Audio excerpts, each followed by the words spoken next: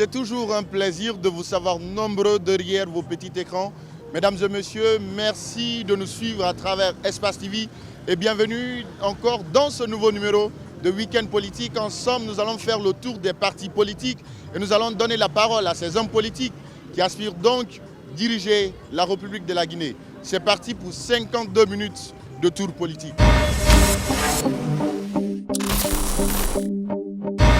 Nous allons donc parler de l'actualité politique qui a émaillé cette semaine. Nous allons donc donner la parole à ces partis politiques qui vont s'exprimer. Nous allons commencer donc avec l'UFDG. Cette fois-ci, nous allons prendre la parole de M. Fodé Oussoufou-Fofana. Il faut le rappeler qu'il est le vice-président de l'UFDG. Nous allons donc retrouver Alcène Barry qui nous attend de ce côté. Alcène Barry, bonjour. Oui Félix, nous sommes à Dixine où nous sommes venus rencontrer le vice-président de l'UFDG, Fodé Oussoufou-Fofana. Avec lui, nous allons parler de l'actualité politique, notamment la restitution de la Villa Sili à la famille de feu Ahmed Sékou Touré, mais aussi la manifestation du RPG Arc-en-Ciel. Nous allons également parler d'autres sujets d'actualité. Suivez-nous et vous saurez. Vous l'avez compris, nous sommes avec le vice-président de l'UFDG, Fodé Oussoufou-Fofana. Bonsoir. Bonsoir. D'accord. Première réaction par rapport à la manifestation aussi du RPG Arc-en-Ciel. Non, mais je considère que les gens du RPG, ils exagèrent quand même. Je pense que M. Alpha Condé est le seul chef d'État dans le monde qu'on a pris après un coup d'État, qu'on est en train de traiter dignement, en respectant ses droits. Et jusqu'aujourd'hui, personne ne sait s'il y aura un procès contre lui, s'il n'y aura pas un procès contre lui, malgré les 11 ans de gouvernance de M. Alpha Condé. Il faut dire que pendant ces 11 ans, il a instauré une dictature dans ce pays. Il ne faut pas oublier que nous avons, nous, plus de 200 jeunes tués, enterrés au cimetière Bambito qui n'ont pas eu droit à la compassion de ce gouvernement. Alors, monsieur le colonel Doumbouya, j'ai l'impression qu'il est quand même gentil.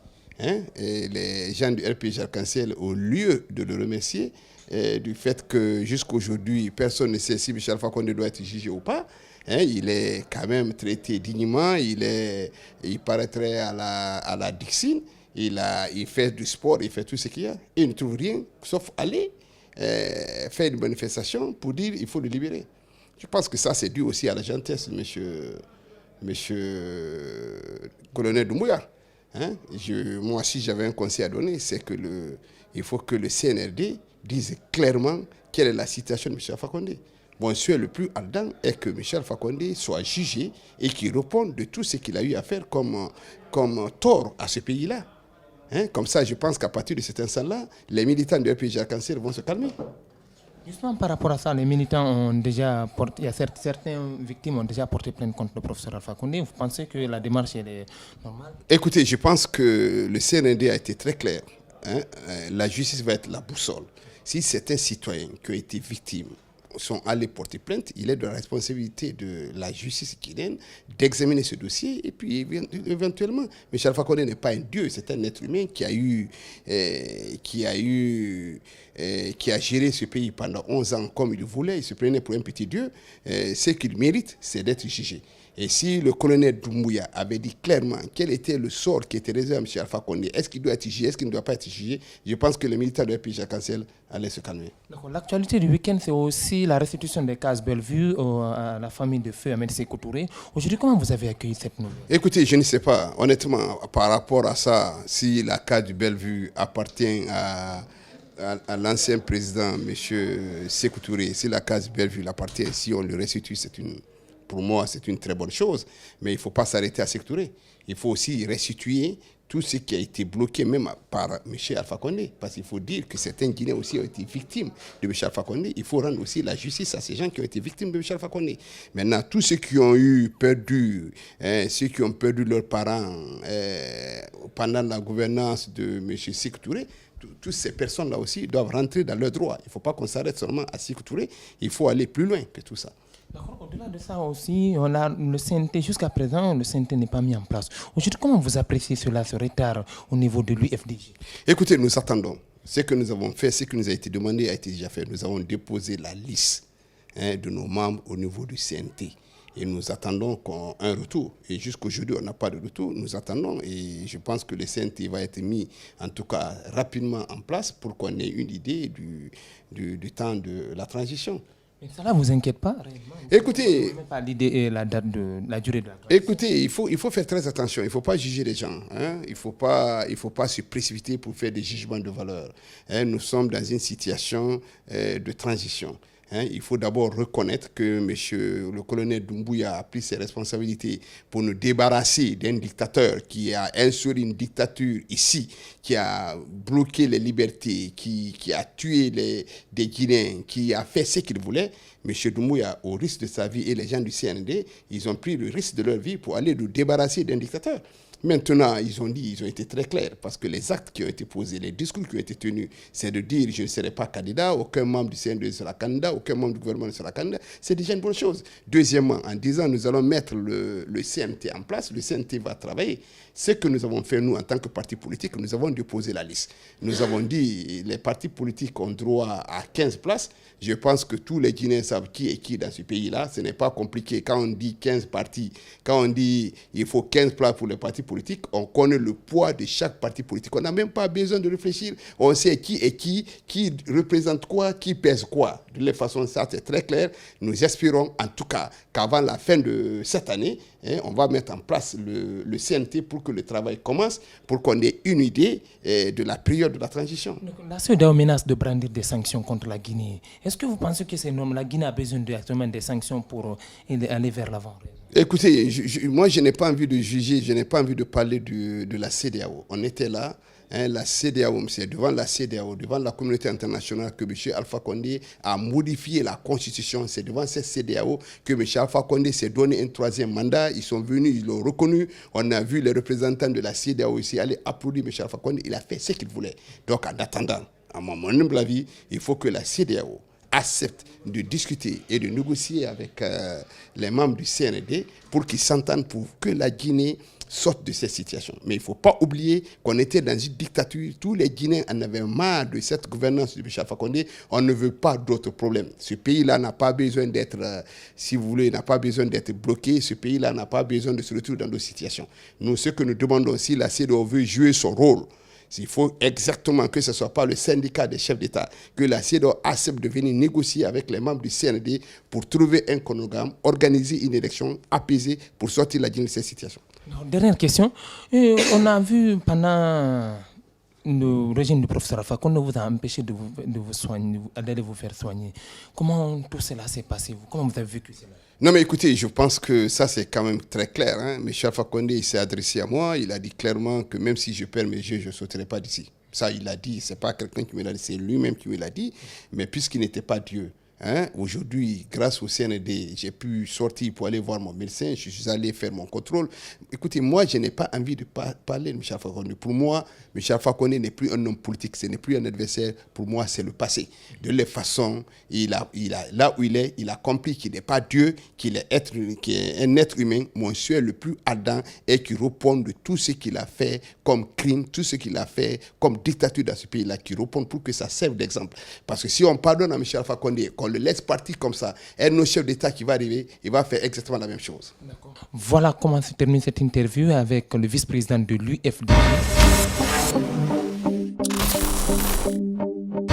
Voilà, nous sommes exactement au siège du RPG Arc-en-Ciel où le siège a été barricadé depuis 3 h du matin selon nos informations. On apprend également qu'il y a eu des jets de gaz lacrymogène avec certains manifestants qui réclament la libération du professeur Alpha Condé. Nous allons tenter d'avoir les membres de ce mouvement pour connaître exactement ce qui s'est passé. Après les incidents du matin, nous sommes avec le chargé de communication du FONALPRAC, Front National de Libération du professeur Alpha Condé. Et bonsoir monsieur. Bonsoir, oui. Dites-nous, qu'est-ce qui s'est passé aujourd'hui? Voilà, aujourd'hui, depuis hier à 22 h, parce qu'on avait fait déjà passer le message sur les réseaux sociaux, dans les différents médias, dire que le samedi 11 décembre, on va vraiment attirer l'attention de la communauté internationale sur ce qui est en train de se passer en Guinée avant la tenue de la rencontre des présidents à Accra. C'était tout juste expliquer à la communauté nationale et internationale que ça fait 3 mois que le professeur Alpha Condé a été incarcéré et on ne sait pas quoi on le reproche. Et jusqu'à présent, personne n'a vu le professeur Alpha Condé, personne n'a parlé avec lui et personne ne peut vous dire, moi j'ai vu quelqu'un qui a vu Alpha Condé. Alors nous, pour nous, on ne croit même pas si Alpha Condé est encore vivant. Alors c'est dans ce cadre, on s'est levé pour vraiment attirer l'attention de la communauté internationale sur le cas actuel du professeur Alpha Condé en Guinée ici. Ouais. Donc qu'est-ce qui s'est passé maintenant? À 2 h du matin, on a constaté la présence des pick-up. À 4 h, on est repassé, ils sont toujours là. Et moi, je suis arrivé à 8 h 30 le matin. Il y avait déjà une 50aine de personnes sur le terrain. Et quand je suis venu, on a pris le café. Et après, les gens ont commencé à venir petit à petit, petit à petit. Et quand on est devenu nombreux, moi-même, j'ai pris mon téléphone, j'ai commencé en direct. J'ai même dit que les gendarmes ne sont pas nos ennemis. Alors, on rigolait même avec les gendarmes, tout. Mais tout d'un coup, les gendarmes, ils ont dit, ok, comme vous êtes là, on va encadrer. Ils ont tourné un pick-up pour barrer la route. Et ils ont tourné un deuxième pick-up. Ils ont barré la route. Donc nous sommes restés au milieu. Pas dans le siège. Voilà. Pas dans le siège. Pas dans le siège. Sur la route là-bas, on est resté, les gendarmes sont là. Et après, on a constaté, les gendarmes sont là en train de parler aux talquis. Ils ont commencé à porter les gilets comme les antiballes. Et tout d'un coup, le pick-up qui était parqué vers le camp, la rentrée du camp, automatiquement on a entendu un bruit comme le tir de gaz lacrymogène sous la voiture de la gendarmerie qui était là-bas. Alors automatiquement, les gendarmes ils se sont levés et ils ont commencé à tirer. Parce que je ne sais pas, nous sommes vers ici, de l'autre côté sous la voiture, comment on peut avoir le tir de gaz lacrymogène. Mais moi j'ai compris, c'était tout simplement créer un prétexte de tirer sur les personnes qui étaient là en train de manifester. Et tout d'un coup, ils ont commencé à jeter des gaz. Il y a un gars qui a été blessé qui s'appelle M. Tunkara. Lui, il a été atteint par un projectile ici. Et je connais 2 personnes qui ont été arrêtées et jusqu'à présent, ils n'ont pas été libérés. Qui est M. Ahmed Abbas Silla et M. Mahmoud Djane. Ils ont tous été arrêtés, tous membres de Fonalprac. Et jusqu'à présent, ils n'ont pas été libérés. Et pourtant, le colonel nous a promis qu'après sa venue, il n'aura pas de prisonniers politiques dans ce pays. D'ailleurs, tous ceux qui étaient là, il les a libérés. Donc aujourd'hui, on ne comprend pas vraiment cette arrestation, comment ils peuvent justifier aujourd'hui l'arrestation de ces personnes. C'est les 2 personnes que je connais, mais mes amis m'ont dit qu'il y a eu d'autres personnes qui ont été aussi interpellées. Donc pour l'instant, l'information qui est à mon niveau, c'est les 2 personnes-là. Moi, je vais dire d'abord, ils ont piégé même le colonel Doumbia. Parce qu'aujourd'hui, je ne sais pas qui exactement a décidé de faire venir ces pick-up-là, ces gendarmes au siège du RPG, parce que quelqu'un qui veut s'attaquer à quelqu'un, il ne va pas manifester dans le siège, il va sortir dehors. Mais si on a décidé de manifester dans le siège, de tenir des meetings dans le siège, ça veut dire qu'ils ne sont pas violents, ils ne sont pas prêts à s'attaquer à quelqu'un. Alors si quelqu'un envoie la gendarmerie pour empêcher les gens d'être dans le siège, ça veut dire qu'ils veulent créer le chaos dehors. C'était ça. Donc c'était une manière de piéger le CNRD. Parce qu'aujourd'hui, si on était dedans, on n'allait pas être ici. Et il y a d'autres qui prétendent qu'il y a des personnes qui doivent être arrêtées. Et même moi-même, ils disent que nous devons tous être arrêtés. Je ne sais pas ce qu'on a fait. Parce que je crois vraiment, après 3 mois, le professeur Alpha Condé est toujours en détention. On ne sait pas où il est. On ne sait pas s'il est malade ou il est vivant. Et aujourd'hui, vraiment, en tant qu'un fils digne de ce pays, ça doit nous préoccuper. Même si vraiment vous n'aimez pas Alpha Condé, mais vous devez connaître qu'un être humain ne doit pas être incarcéré pendant 3 mois et on n'a pas de ses nouvelles. Là, on se rend compte que quand il a pris le professeur Alpha Condé, il lui a mis à la disposition de la justice. Si vous voulez lui rendre visite, vous partez, on vous donne rendez-vous. Si on reproche quelque chose au professeur Alpha Condé, c'est mieux, on lui met à la disposition de la justice. Alors les personnes vont se rassurer, oui, il a fait quelque chose, il est en prison. Tout ce qu'on peut faire, on lui rend visite là-bas et on est rassuré. Mais comme ça, là, on ne sait pas vraiment ce qui se passe et c'est ce qui nous pousse à sortir pour demander vraiment sa libération aujourd'hui. D'accord, mais on sait qu'au-delà de ça, mais qu'en est-il de Kassory Fofana, d'Honorable Damaro, qu'est-ce qu'ils font réellement pour la libération du professeur Alpha Condé? Bon, moi, réellement, vraiment, il y a beaucoup, on ne va pas se limiter seulement à Kassory ou bien à Honorable Damaro, parce qu'ils sont nombreux. Ils sont des milliers qui ont travaillé avec le professeur Alpha Condé, qui étaient comme des amis, comme des frères et des sœurs du professeur Alpha Condé. Mais moi, je vois aujourd'hui vraiment qu'il n'y a pas beaucoup d'efforts pour vraiment demander la libération du professeur Alpha Condé. On peut être patient une semaine, on peut être patient 2 semaines, c'est la vie de quelqu'un. On peut être patient 3 semaines, mais 1 mois, 2 mois, 3 mois, et jusqu'à présent on dit non, il faut être patient, on est en train de négocier dans les coulisses et personne parmi toutes ces personnes ne peut vous dire qu'il a vu Alpha Condé ou il a vu quelqu'un qui a vu Alpha Condé. Je crois vraiment qu'il n'y a pas d'effort vraiment pour demander la libération du professeur Alpha Condé. On a coupé le courant depuis plus d'1 mois au siège du RPG Arc-en-Ciel. Quelles sont les dispositions prises par les responsables du parti? Pour l'instant, vraiment, moi, je ne vois pas de dispositif vraiment qui a été pris. Parce que s'il y avait des dispositifs qui ont été pris par ces personnes, on allait trouver aujourd'hui le courant au siège du RPG. Parce qu'on sait comment ça fonctionne. Le EDG ne va pas vous imposer qu'il faut payer tous les 200 millions pour que vous allez avoir le courant. Il y a des arrangements qu'on fait avec eux. Ils vont vous demander peut-être de payer les 3 factures ou bien les 4 dernières factures. Ou bien on peut vous dire payer les 2 dernières factures et donner une procédure comment vous allez payer les restes là. Et jusqu'à présent, rien n'a été fait. Et là, on ne peut pas vraiment dire qu'il y a des dispositifs qui ont été pris pour arranger vraiment ces problèmes. Merci donc à Alcène Barry. Nous allons donc continuer l'interview avec Antoinette Dédé Onivogui qui nous attend du côté de l'UPG de M. Jacques Bonimi. Il faut le rappeler que M. Jacques Bonimi est également le vice-président de l'ANAD. Antoinette Dédé, bonjour. Bonjour Félix, bonjour à nos téléspectateurs. Aujourd'hui, pour Week-end Politique, nous avons pour invité M. Jacques Bonimi. Il est le président de l'Union pour le progrès de la Guinée et le vice-président de l'ANAD. Avec lui, nous allons parler de l'actualité politique de la Guinée.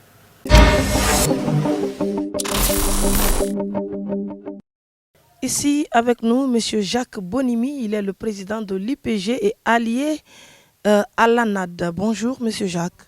Bonjour. Alors, cette autre actualité politique, il s'agit bien sûr de la récupération des biens immobiliers de l'État.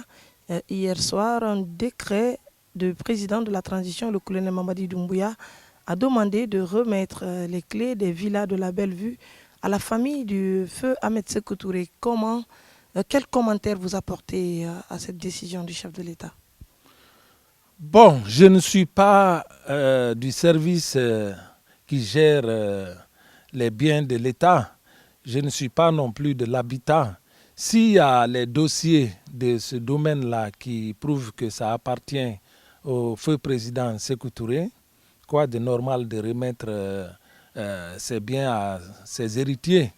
Donc, si le CNRD, après vérification de tous les dossiers et documents de ce lieu, trouve que ça revient à la famille Sékou Touré, moi je pense que c'est normal.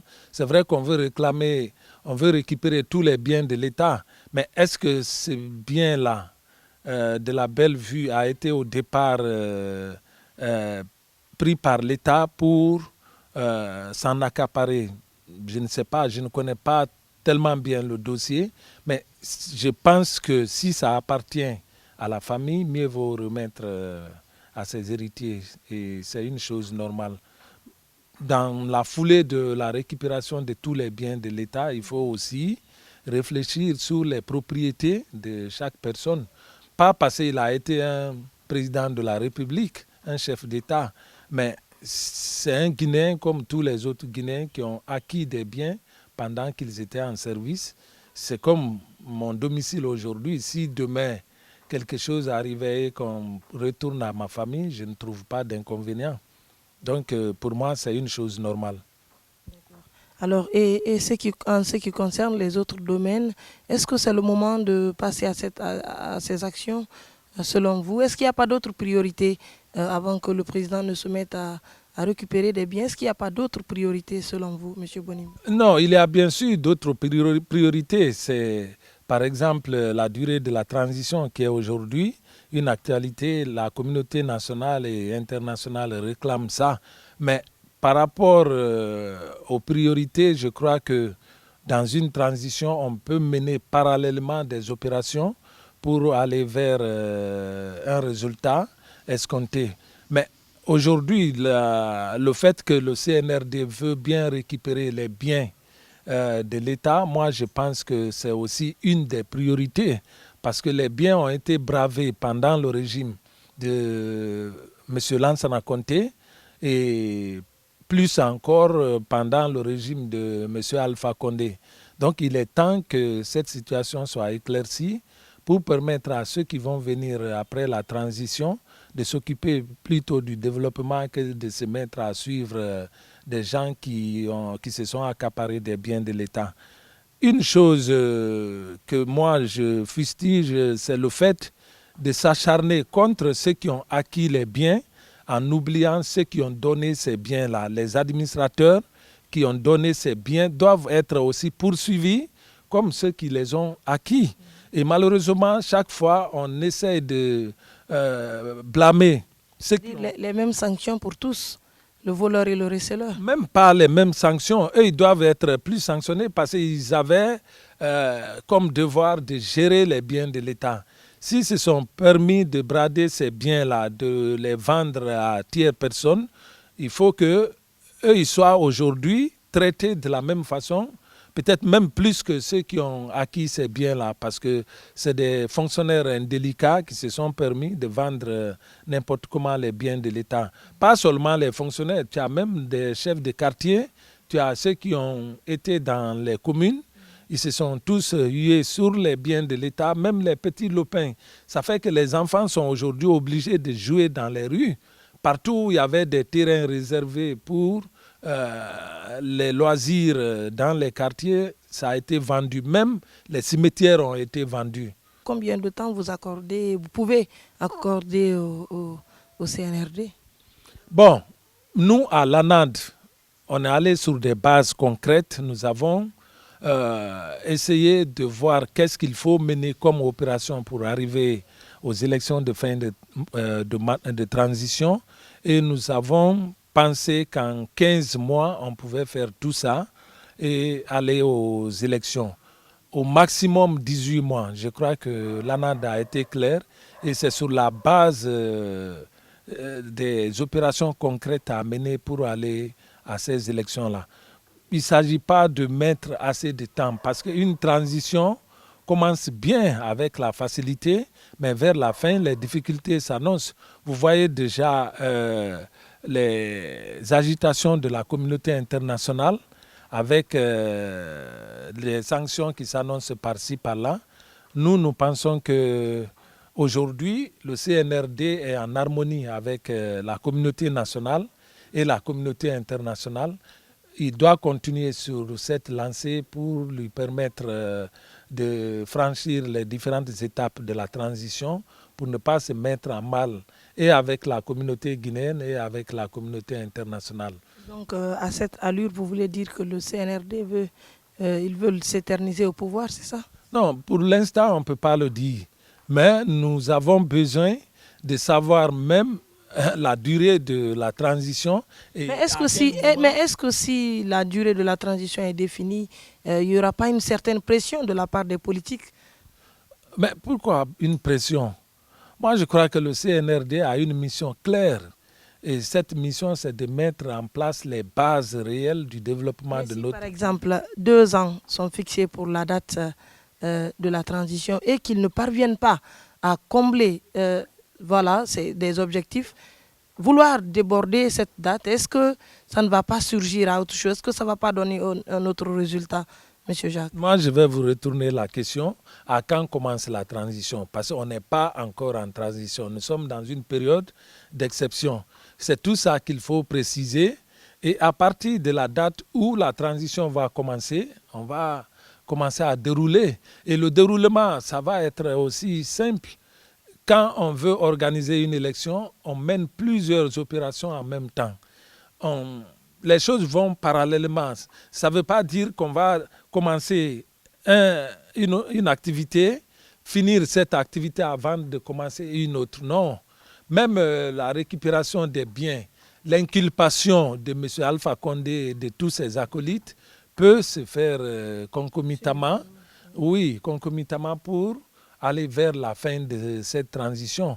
Donc, ce n'est pas des opérations qu'on met bout à bout, mais c'est des opérations qui peuvent aller ensemble. Alors, cette autre actualité, 3 mois après la prise du pouvoir par le CNRD, quel bilan selon vous, M. Jacques, quel bilan? Non, je crois que le bilan est très positif. Le bilan est très positif parce que les actes qui ont été posés sont des actes républicains, ce sont des actes que tous les Guinéens attendaient. Maintenant, c'est vrai qu'il faut aussi mettre la manière. On parle aujourd'hui de récupération des biens, mais des fois on est perdu dans la procédure. Et quelle est la procédure réellement utilisée pour récupérer les biens? C'est le CNRD qui sait.